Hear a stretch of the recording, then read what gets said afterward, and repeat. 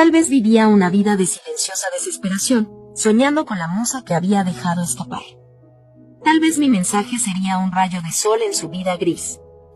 Mi mensaje para él fue diferente, más juguetón, más nostálgico. Hola, Javier. El otro día escuché una canción que me recordó nuestras charlas de madrugada. ¿Todavía crees que la anarquía es un sistema viable? Espero que tu vida sea tan interesante como tus teorías. La respuesta llegó al día siguiente y no era de él. El nombre en el perfil era el de Javier, pero la foto de perfil había cambiado. Ahora era una foto de él, su esposa y el bebé, los tres sonriendo a la cámara. El mensaje era corto y brutal. Decía, soy Mónica, la esposa de Javier. Él me enseñó tu mensaje. Apreciamos que pienses en él, pero nuestra vida es muy feliz e interesante. Gracias. No vuelvas a escribirle. Me quedé mirando las palabras. No vuelvas a escribirle. La hostilidad era tan abierta, tan innecesaria.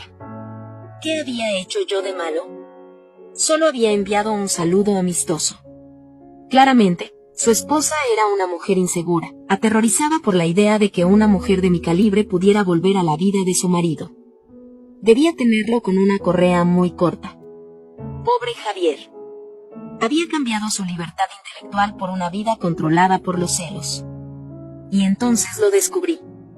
El verdadero problema no era que yo hubiera cambiado o que mi valor hubiera disminuido. Eran ellos, los hombres de bien que yo había conocido. Se habían extinguido, se habían dejado domesticar, se habían casado con mujeres seguras y predecibles que nunca los desafiarían. Se habían convertido en versiones débiles y asustadas de sí mismos. No me estaban rechazando porque hubieran seguido adelante. Me estaban rechazando porque tenían miedo. Miedo de recordar lo que era sentirse vivo, miedo de una mujer que no encajaba en su pequeño y ordenado mundo. No era un rechazo, era una capitulación.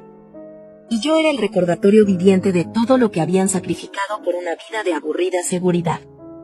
Así que aquí estoy, de vuelta al punto de partida, pero con una claridad dolorosa. Mi plan, que parecía tan lógico y justo, ha fracasado estrepitosamente. Pero no por las razones que una persona cínica podría pensar. No es que yo haya esperado demasiado o que haya subestimado a estos hombres. El problema es que el mundo los ha arruinado. Disfruté de mi juventud, sí. Hice exactamente lo que la sociedad moderna nos dice a las mujeres que hagamos, que seamos independientes, que exploremos, que no nos conformemos. Yo fui la alumna estrella de esa filosofía. Viví mi vida al máximo, y ahora que estoy lista para el siguiente capítulo, me encuentro con que los hombres que deberían ser mis compañeros de viaje han tomado un desvío hacia la mediocridad y el miedo. Alejandro, herido y resentido, prefiere la soledad antes que arriesgarse a sentir algo de nuevo. Javier, atrapado en una jaula de oro suburbana, es vigilado por una esposa insegura que ve una amenaza en cada sombra de su pasado. Y los demás, he investigado un poco más. Diego, el músico sensible, ahora es contador y está casado con su novia del instituto. Se conformaron. Todos se conformaron. Es una injusticia cósmica. Las mujeres pasamos nuestros 20 construyéndonos a nosotras mismas, volviéndonos más interesantes, más complejas, más valiosas. Y, mientras tanto, los hombres de bien, en lugar de hacer lo mismo, se asustan y corren a refugiarse en la primera opción segura que encuentran. Se casan jóvenes, tienen hijos, se entierran bajo hipotecas y responsabilidades antes de haber vivido de verdad. Y para cuando nosotras estamos listas, ellos ya no están disponibles, no solo físicamente, sino emocionalmente. Están agotados, domesticados y han perdido toda la chispa que una vez los hizo deseables. Entonces, ¿por qué los hombres de bien que rechacé en mis 20 ya no quieren salir conmigo? La respuesta es simple y trágica, porque ya no son hombres de bien. Se han convertido en hombres asustados. Me rechazan no porque yo haya hecho algo malo, sino porque mi mera existencia les recuerda la libertad que abandonaron y la pasión que ya no poseen. Yo soy un espejo de la vida que podrían haber tenido si hubieran sido más valientes. La gente dirá que soy arrogante, que tengo un sentido del derecho desmedido. No lo entienden. Esto no es arrogancia, es la frustración de una mujer de gran valor que jugó según las reglas y aún así perdió. Se me animó a ser un espíritu libre, y ahora se me castiga por ello. Mientras yo volaba, ellos se construyeron jaulas, y ahora me culpan a mí por no poder entrar en ellas. El problema no soy yo. Es un sistema que premia la mediocridad en los hombres y luego castiga a las mujeres por no haberse conformado a tiempo. Actualización 1. Ha pasado un mes desde que escribí mi publicación original. Un mes de reflexiones, de conversaciones con mis pocas amigas que aún entienden mi punto de vista y de observar el mundo con una nueva y deprimente claridad. Los comentarios que recibí, en su mayoría, solo confirmaron mi tesis. Vivimos en una sociedad que tiene pánico a las mujeres que conocen su valor. Me llamaron egocéntrica, narcisista.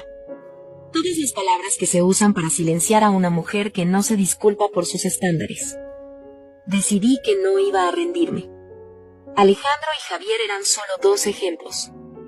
Tal vez eran los más débiles, los que se habían conformado más rápido.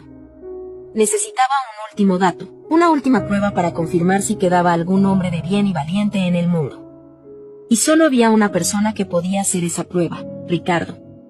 Ricardo era diferente.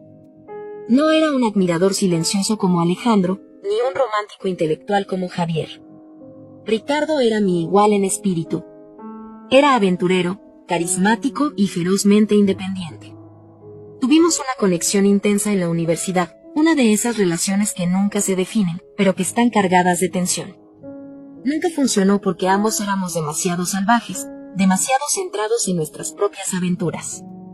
Lo dejé ir porque en ese momento la idea de atarme, incluso a alguien tan fascinante como él, era impensable. Pero siempre pensé que nuestros caminos se volverían a cruzar cuando ambos estuviéramos listos. Lo encontré viviendo en Monterrey a través de un amigo en común. Conseguí su número y, con un nudo de nervios en el estómago, lo llamé. No, un mensaje de texto, una llamada.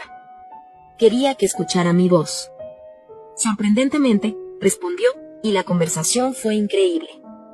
Fue como si no hubiera pasado el tiempo. Nos reímos, recordamos anécdotas, hablamos de nuestros viajes. Él había pasado 3 años viviendo en Honduras.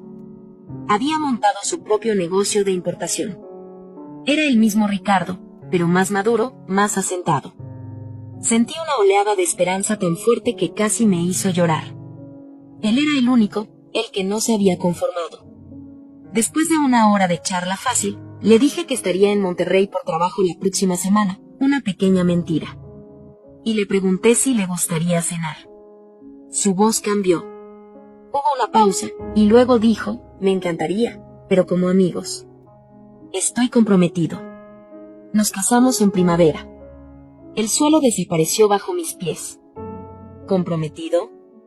La palabra sonó absurda. Imposible. Ricardo, el hombre que una vez dijo que el matrimonio era una jaula para el alma. Le pregunté por ella, por supuesto, fingiendo un entusiasmo que no sentía. Me dijo que era una abogada de derechos humanos, que la había conocido mientras trabajaba como voluntario en Tailandia. Me dijo que ella lo calmaba, que le daba un propósito más allá de sí mismo. Terminé la llamada con frases vacías de felicitación. Después colgué y me quedé mirando la pared en silencio durante mucho tiempo, y entonces lo entendí todo con una claridad cegadora. El problema no son los hombres, el problema son las otras mujeres.